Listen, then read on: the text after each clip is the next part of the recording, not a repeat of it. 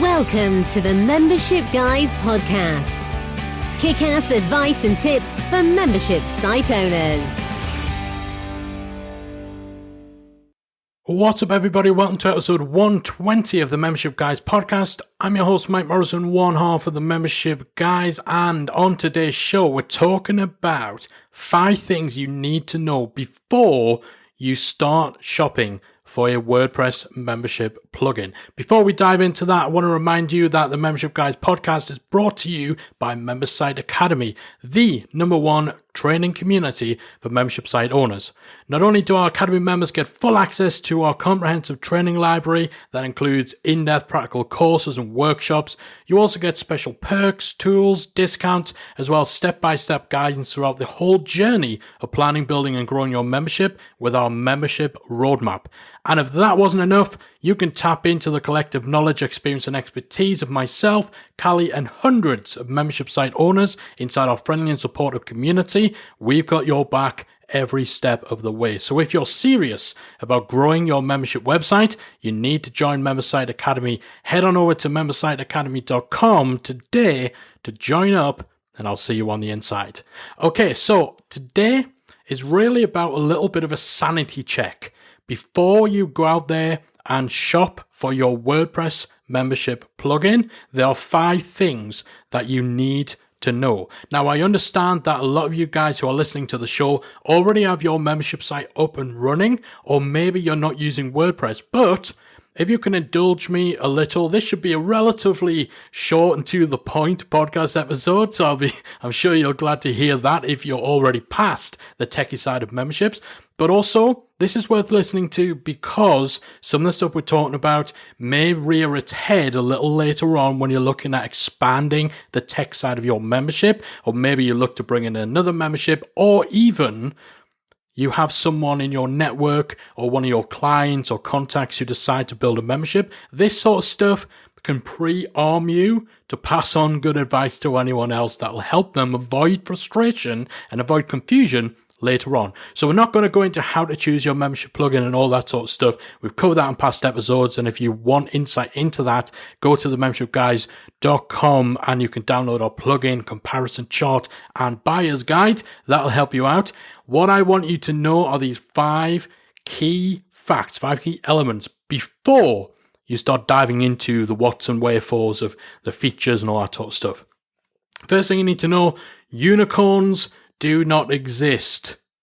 And that sound you hear is the collective hearts breaking of 1,000 unicorn fans out there. But in terms of tech, in terms of membership plugins, unicorns don't exist. And what that means is you will not find an off-the-shelf solution that will 100% satisfy 100% of your requirements 100% of the way you want it to. Simply doesn't work like that when you're dealing with off-the-shelf solutions. Membership plugins do not take care of every conceivable possible setup for a membership site that you might have in mind. So don't get frustrated because it doesn't have this one feature, or you wanted your membership plugin to also allow event booking and to also allow people to fill in forms or to complete a journal, and also unicorns don't exist. You shouldn't have an expectation of being able to pay $100 for an off-the-shelf product that is designed and built to be suitable for as broad a range of people as possible. It's not going to meet your exacting bespoke needs. So having that in your head and knowing that from the get-go is going to save you a lot of frustration later on. If you want real complex functionality, that's going to mean a variety of other plugins, or it's going to mean custom development. So you need to really level your expectations of what a membership site plugin is going to do for you from the standard default off-the-shelf form that it comes in. Second thing to know is that switching membership plugins later on, so down the road of running your membership, can be a massive, massive headache. Typically, all these different plugins handle subscriptions, they handle user accounts, they handle all that stuff differently.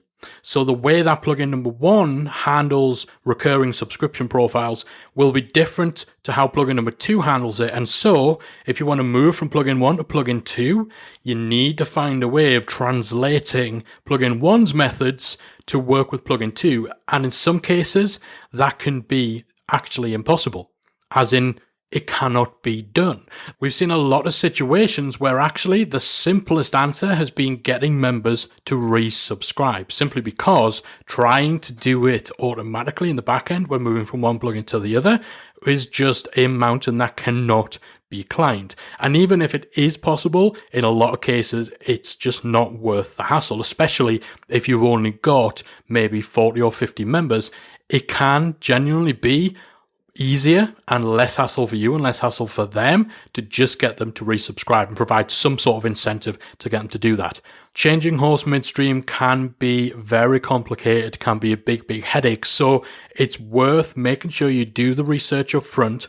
Don't be swayed by any sort of false scarcity promotions that pressure you into buying plugins, or don't buy the latest, $5 all-in-one, does everything for you membership platform because it happens to be the deal of the week on AppSumo.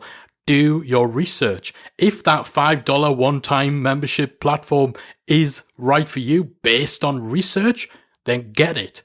But make sure that any buying decisions or any decisions you make about your WordPress membership plugin are based on thorough research using resources like the ones we have available over at the Membership Guys that will help you figure out what you need and help you narrow down the options on the market. So the third thing you need to know before even starting shopping for a WordPress membership plugin is what it does. Membership plugins typically handle function, not form. They don't usually do anything on the design side of things.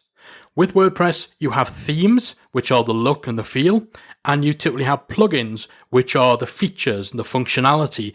A membership plugin takes care of the functionality. It protects content. It handles user registration. It handles payments, and it connects all that stuff together. It doesn't make the forms on your website look pretty. It doesn't necessarily come with course functionality or badges or gamification.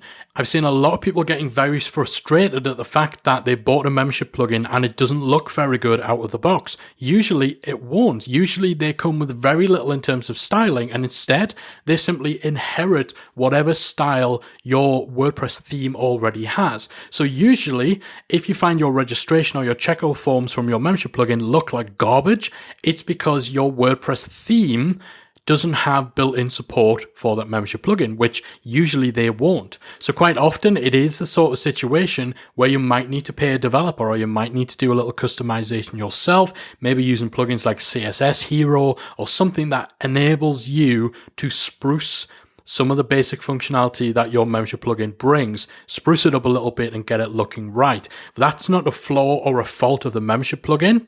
It's usually just that little bit, that extra 5 or 10% that you sometimes need to do to get the functionality and the form to play nicely together, to get the design and the features to all flow seamlessly. So that's the third thing that is key. Remember, membership plugins, they handle functionality. They don't typically handle design. Some of them do. Some of them maybe have some built-in styles, and quite often they'll have options where you can toggle on or toggle off whether you should be using their styles or your theme's styles. So refer to any documentation from your plugin developer about that. Some plugins, like Access Ally, for example, they will come with templates and with design elements that you can import to make them look nice. But that is not the norm. That's the exception from the norm. Plugins like Access Ally have gone above and beyond in that regard in order to provide more on the design side than is typically expected of a membership plugin. So again, just understanding this will help you avoid frustration and also help avoid you banging your head on the desk thinking you're doing something wrong when actually it's just the nature of how plugins work in tandem with things like website themes. Fourth thing to take into consideration is that not all plugins are created equal. Some plugins are absolute rubbish. There's plenty out there. Unfortunately, they don't usually gain enough market share or enough brand penetration for you to hear about them. But every now and then, one of them slips through. Usually, it's where there's a big marketing push or a big joint venture or affiliate push to try and get people to sign up to what is actually pretty poor standard software. In most cases, though, the cream does rise to the top. But even then, what is a great plugin for one person might not be the best choice for you based on each of your individual needs. And so that's why it's important to compare the functionality, compare the features, to understand and decide on what is absolutely crucial for you in terms of the features and the way that your membership plugin will work. So not all plugins are created equal. Some are just objectively terrible. Some are generally better than others, but a lot of it does come down to your individual requirements. So that's why you would use something like our plugin comparison chart, which if you're listening to this on the show, head over to our show notes, themembershipguys.com/120. You'll find a link to our plugin comparison chart, as well as some other pointers on how to actually pick the membership plugin to use to make sure that you get the best choice for you. Because again, remember the second point we covered, switching plugins later can be a headache. So just keep that in mind. Not all plugins are created equal. Some are way better than others, and some are just junk. And the last thing is that it's not unusual to need additional plugins, complementary plugins. Again, this kind of ties in with the fact that unicorns don't exist. You will not find a membership plugin that will do absolutely everything you want, especially if you want all sorts of added bells and whistles that don't necessarily constitute membership site functionality. So it's not unusual if you, for example, want to offer an e-commerce side of your membership or an e-commerce side of your website that sits alongside your membership. It's not uncommon that you'll need to get a separate e-commerce plugin. Even if you're using something like WooCommerce, which is the leading e-commerce plugin for WordPress, you will still need to get a separate add-on plugin for memberships and for subscriptions.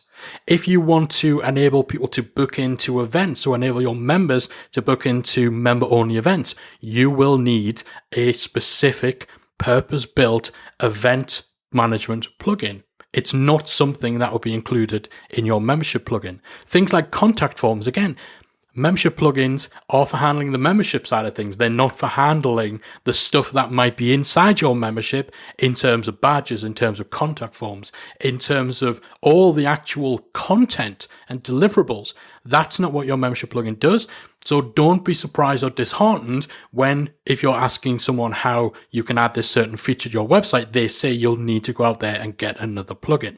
We have a full guide on themembershipguys.com, which again, you'll see in the link in the show notes, which actually runs through the typical tools and the typical additional plugins you might need for a membership site. And it gives you options ranging from free or very low cost ones through to the more premium options. So even though you may need to use complementary plugins for your membership, that doesn't mean that you have to break the bank in order to do so. So definitely check out the show notes, themembershipguys.com/120 for links to those additional resources. So hopefully knowing those 5 things, unicorns do not exist. No single off-the-shelf plugin will 100% meet 100% of your requirements, 100% the way you want them to. So make sure you're leveling your expectations. Remember that switching plugins later can be a major headache, and in some cases, it will be impossible to transport members from one plugin system to another. Remember, membership plugins and plugins in general typically handle function. They don't handle form. So don't be surprised if you need to do some tweaking and tinkering with your theme in order to get some of the things that your membership plugin has to look in tune with the rest of your site. Remember, not all plugins are created equal. Buyer beware. Do your research beforehand. Don't impulse buy a membership plugin because chances are it's not going to be the right fit. And fifth and final is remembering that it's not unusual to need to use complementary plugins for any additional features that you may need to add to your site that fall outside the typical remit of what a membership plugin will do. Hopefully this better equips you when you're setting out to build your membership site. And again, as we mentioned at the top, if you already have your site in place, if you're already well beyond this tech stage, at least knowing this stuff may better equip you for any further developments for your site, or even just help you better deal with any friends or connections you have who are going through the process right now of building a membership. Hopefully you guys have found this useful. As always, I'd love to hear any feedback. Hit me up on Twitter at membershipguys, or join us in our free Facebook group. If you type in talkmemberships.com to your browser, that'll redirect you to our Facebook group that has over 5,000 membership site owners, and it's completely free. Join us in there. Let us know what you thought of this episode. Or of course, if you're an Academy member, give us a shout inside the member-only community too with any follow-up questions or anything else you've got to say about this episode. Hopefully this has been useful for you guys. Thanks once again for choosing to spend a bit of your day with me, and I'll be back again next week with another installment of the Membership Guys podcast.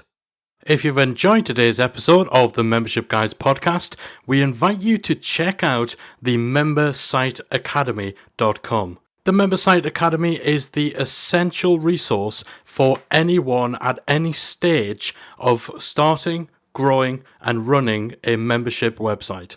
So whether you're still figuring out what your idea is going to be, or whether your website is already up and running and you're just looking for ways to grow it and attract new members, then the Member Site Academy can help you to get to the next level. With our extensive course library, monthly training, exclusive member-only discounts, perks and tools, and a supportive, active community to help you along the way with feedback, encouragement and advice, the Member Site Academy is the perfect place to be for anyone looking to start, manage and grow a successful membership website. So check it out at membersiteacademy.com.